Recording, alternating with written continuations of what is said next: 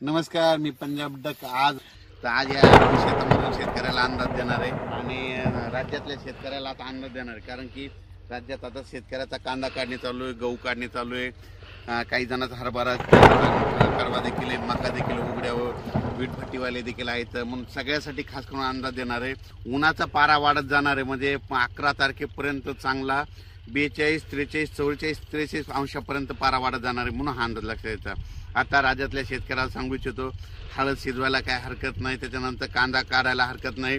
म्हणजे 11 ते 14 तारखेपर्यंत तुम्ही सगळ्या गोष्टी करून घ्या, कारण की राज्यामध्ये आता ऊन वाढत जाणार आहे, 43 अंशापर्यंत पारा वाढत जाणार आहे, म्हणून हा अंदाज लक्षात द्यायचा. कांद्यावाल्याने कांदा काढायला सुरुवात करायची, हळद शिजवायला सुरुवात करायची, हरभरा काढायचं असं काढून घ्या, गहू काढून घ्या. राज्यात सध्या काही पाऊस येणार नाही.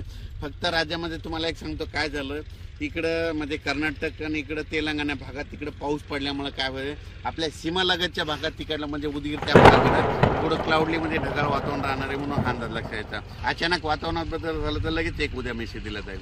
धन्यवाद.